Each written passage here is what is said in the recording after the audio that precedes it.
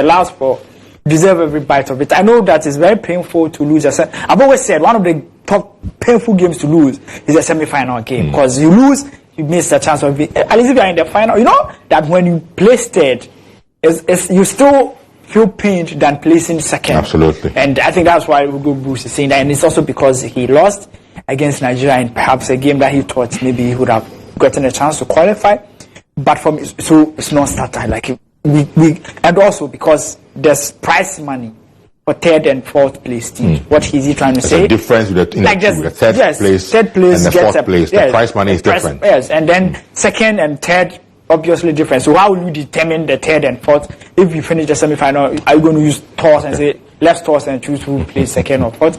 They have to play on the, and also it also gives the football fans that came around an opportunity to watch a last game of their nation. And for me, we can't scrap it.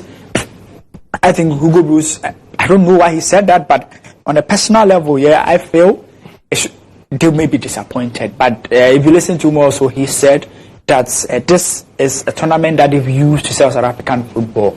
They've proven to the world that South Africa is a footballing nation.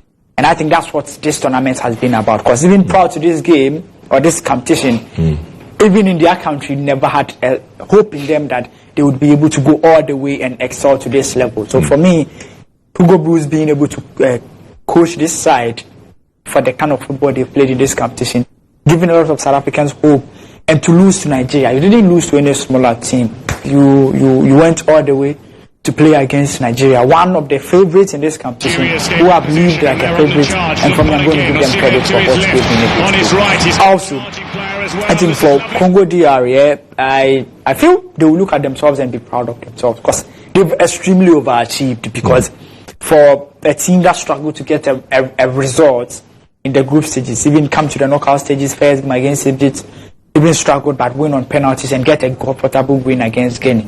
They will look at themselves and say that, yeah, we are very confident. And also they lost to the host country. It's going to be a game that both teams to just go out on the pitch and go and have fun. But they should make it competitive. I think they shouldn't play around, make it more competitive, because there are some few dollars ahead to be the third place in effort. So if the players are able to excel, maybe they can just give them the prize money for the players, because they are local-based players. In as much as that they are well paid. Well, in South Africa, these are still local players. They don't make $100,000. They don't make $200,000 a week. So any amount from these AFCON will be great. And also these players would have a lot of scouts coming to them, because Williams, I don't think he would spend a lot of time in South Africa, because he's an all-round better goalkeeper, not even penalty shooter, but in the game saves, he makes his communication, his position on the pitch, his passing ability is excellent. So some of these two... 1 over DR Congo, according to my man, Delali Frank, I would say you have the big game. On the onset... First, they came into the tournament with no expectations, but after watching them in their first game, which they won, and how the local fans reacted to it, I knew that they will be pushed by the support of the fans to do well in this competition. To go all the way to the finals, I'm going to be honest, I never saw them doing that. Because I felt there will be a point they will meet Senegal or Morocco and they'll be knocked out. Which happened. They met Senegal, but somehow they managed to beat them. And I think after that, I knew they were going to do something different. Because Senegal were a team, that game against Senegal was a game that would make or break you. And you know, in tournaments here, there's a single game that turns things around. And for me, I believe that Nigeria's game against Ivory Coast, that they managed to beat them, gave them some extra confidence. That turns things around. In as much as their first draw also woke the players up, I feel that game against Cote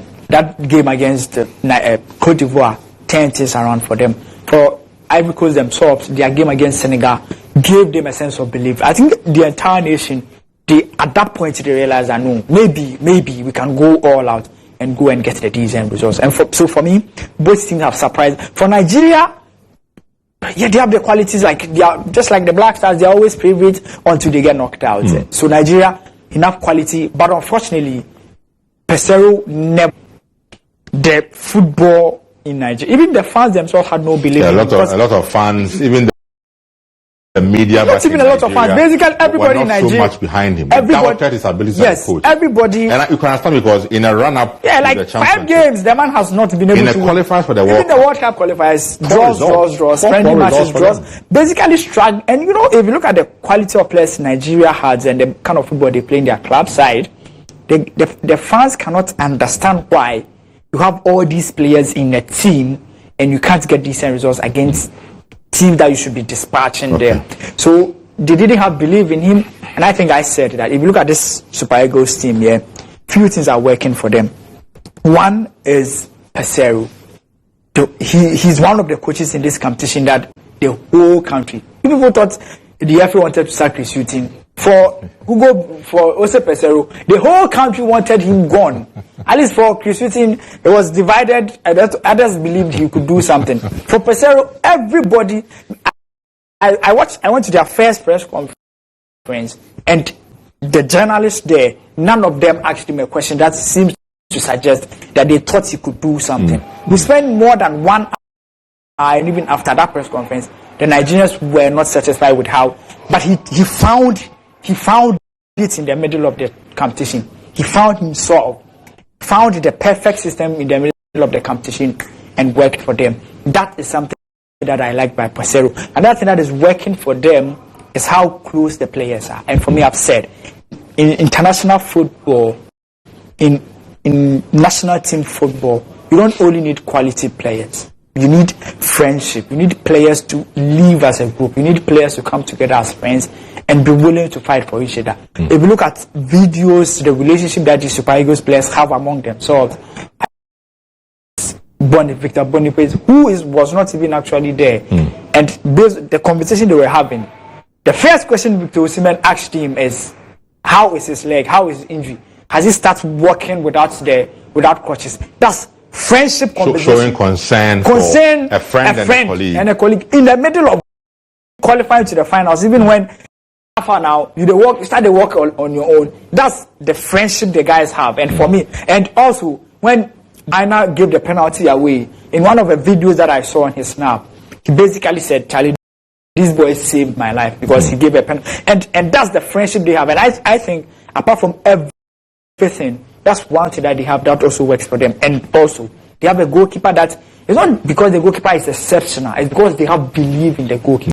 Because Nigeria, prior to this competition, have struggled all out in goalkeeping and everything. But now, once they found something able to be successful in this competition. So I think these three things have worked for them. For Ivory Coast, few things that have worked for them, obviously the home fans. I think they've been really, really behind them.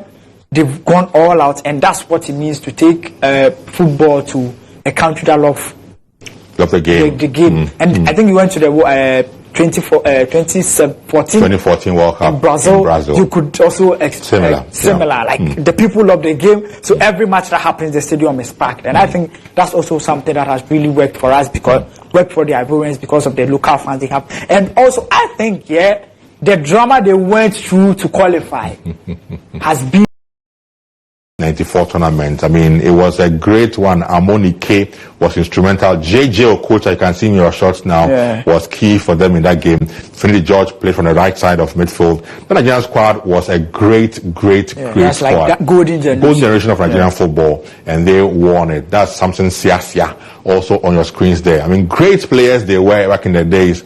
Nigeria back then was Nigeria. They had great names, from Peter Rufai in goal. There was always Celestin Babayaro at left back. There was Tijani Babangida at a point. There was George Finidi. There was Amokachi. There was Amonike. There was JJ Okocha. There was Sunday Olise.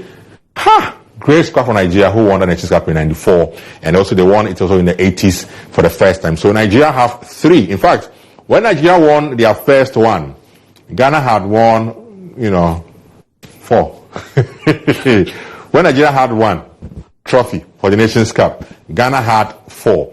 Now on your screens anyway is some of the previous games involving La Côte d'Ivoire and Nigeria. Previous games involving La Côte d'Ivoire and Nigeria is what you have on your screens at the moment. And they've played a number of times actually, from friendlies to the Nations Cup tournaments to AFCON qualifiers, World Cup qualifiers. Ivorians and Nigeria have met a couple of times, and some of the shots or some of the videos or some of the games currently on the screens for you. Let's get back to the game itself and now. Now, on Sunday, tactical play obviously will come massively into this game. Jose Peseiro, we've seen what he can do with his team, Nigeria, MS Fire, and La Côte d'Ivoire.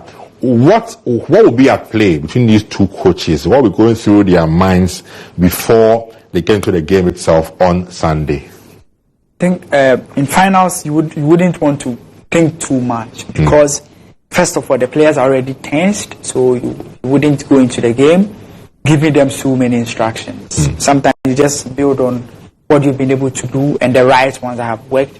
So for Peseiro, for instance, he's fortunate. His system worked in the competition, so he's just going to stick to it. Just play go to the 3-back system, rely on Osimhen's up front, go use the flanks more because his strength is the flanks. Moses Simon, Lukman, use, as of now, he has realized that, and I told you that there's no way Victor Osimhen is going to score a hat-trick in this competition. There's no way he's going to score more goals. So he has realized that he has to use him as a decoy where other players can come. He occupies the players and others take advantage. Can pass around and score. And that thing is working for them. Okay. So in finals, as a coach, you don't add too many instructions because the players are already tense. The more you ask them to do a lot of things, the more they're going to commit errors. So I think on Peseiro's level, go with the same system, especially because all the players that played in the semi-finals are going to be available, so you're going to repeat the same system. Okay.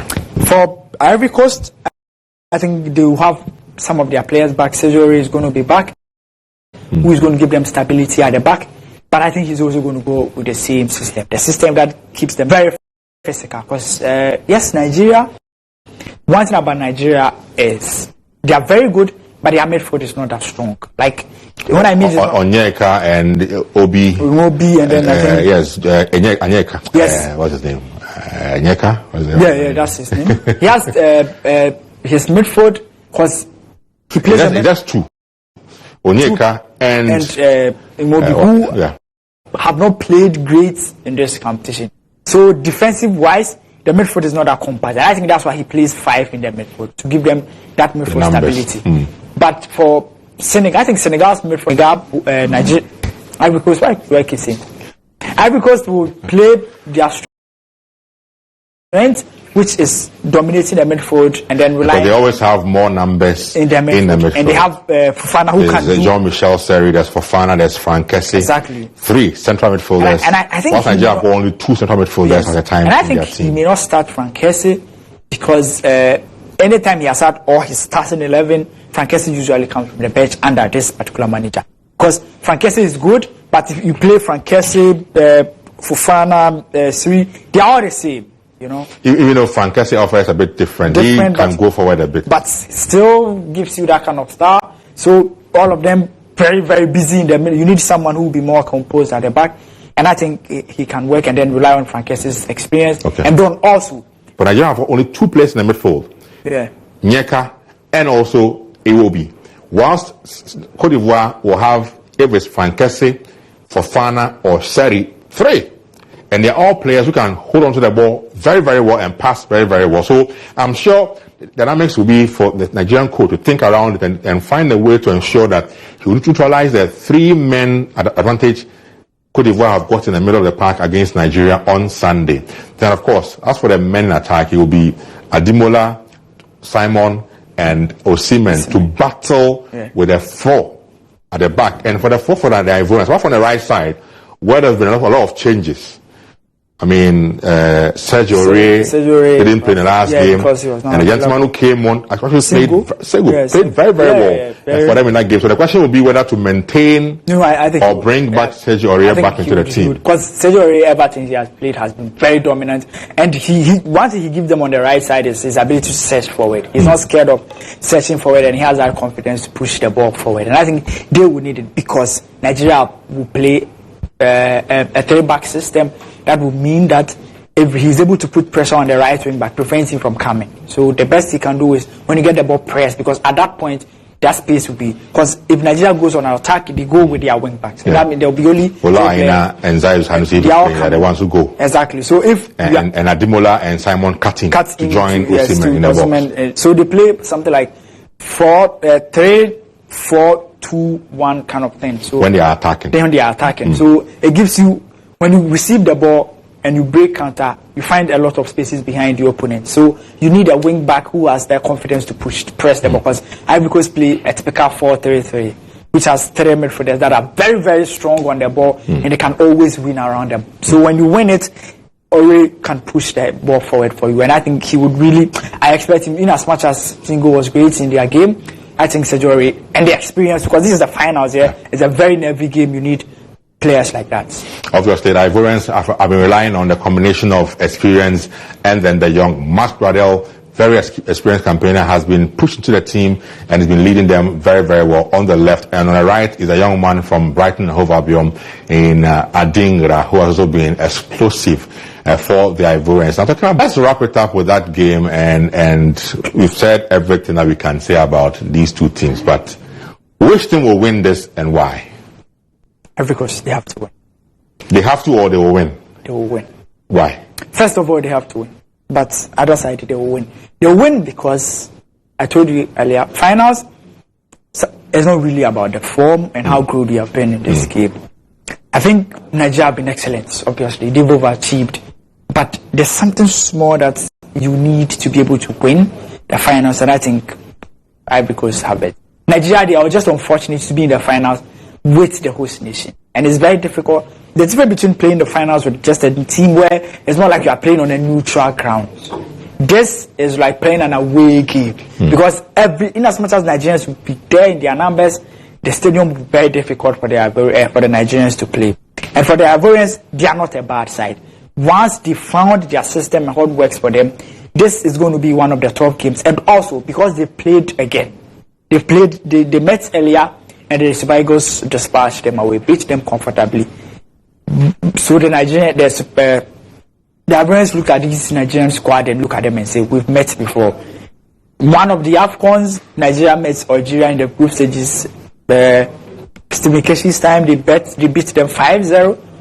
In the finals, they met again, and Algeria was able to beat them only 1-0. Tells you the difference. So once it's in the finals, a lot of things have changed. It's time for revenge for these Ivorian players, and the best way to do it is to beat the opponents in the finals. And I think that's what is going to work. And also, because of the system they play. And I listened to the Ivorian coach explain something about the Nigerian team, and if you look at what he talked about, he used the Nigerian team to motivate his players. And he can tell you he knows the Nigerian squad. He said they have the qualities which is good, but another thing that works for them is the block. They play together, defend together, attack together. So at this point, they've been able to steady the team very well and play against them, knows their strength. And also, the Nigerian team system have been very consistent in how they've played. For Ivory Coast, they found their system and how they would want to play in just recent time. And that's what is really going to work for them. So it'll be difficult for the Super Eagles to predict how the Ivorians are going to play, but it's very easy to predict. Even the two of us, we can easily predict how the Super Eagles will show up, but it will be a bit difficult to predict how the Ivorians are going to play. And also, what is really going to work for the Ivorians is the fact that they are playing in front of their home fans, and also the fact that Nigeria are playing against the rest of Africa.